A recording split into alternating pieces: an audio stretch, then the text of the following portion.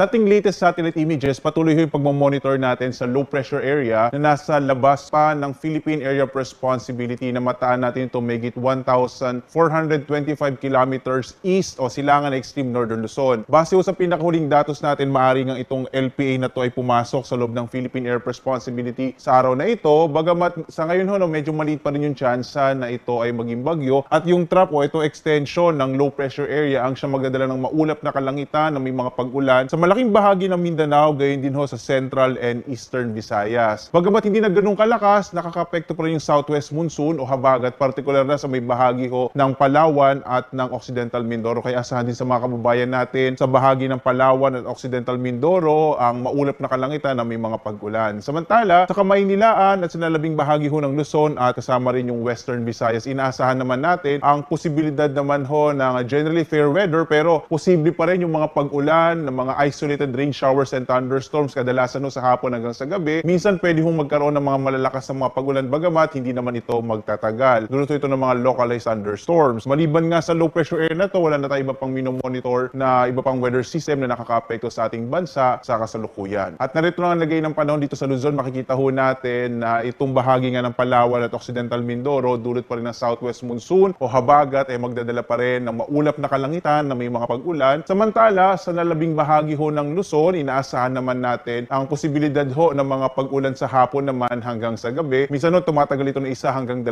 oras. Sa mga thunderstorm advisory na inilalabas ng Pag-asa, dito natin malalaman kung anong mga specific na lugar ang magkakaroon ng mga pag-ulan ngayong araw na ito at gaano katagal. Samantala, ang agwat ng temperatura sa Lawag nasa 24 to 32 degrees Celsius, sa Baguio 17 to 24, sa Kamaynilan hanggang 33 degrees Celsius habang hanggang 34 degrees Celsius naman sa Tuguegarao. Sa Tagaytay nasa 22 to 31 degrees Celsius, sa Legazpi 24 to 32 degrees Celsius, sa Calayan Islands naman 25 to 31 habang sa Puerto Princesa 24 to 32 degrees Celsius. Dumako po tayo dito sa Visayas at Mindanao. Makikita natin itong bahagi ng Central and Eastern Visayas ay magkakaroon ng maulap na kalangitan na may mga pag-ulan ngayong araw dulot ng trough o ito yung tinatawag na extension nitong low pressure area. Habang sa Western Visayas, sinaasahan naman natin yung mga isolated o pulupulong pag-ulan sa hapon hanggang sa gabi. Yung agwat nga ng temperatura sa Iloilo nasa 24 to 32 degrees Celsius. Sa Cebu naman 26 to 32 degrees Celsius habang sa Tacloban nasa 24 to 32 degrees Celsius. Malaking bahagi naman ng Mindanao ang inaasahan natin na magkakaroon ng maulap na kalangitan na may mga kalat-kalat na pag-ulan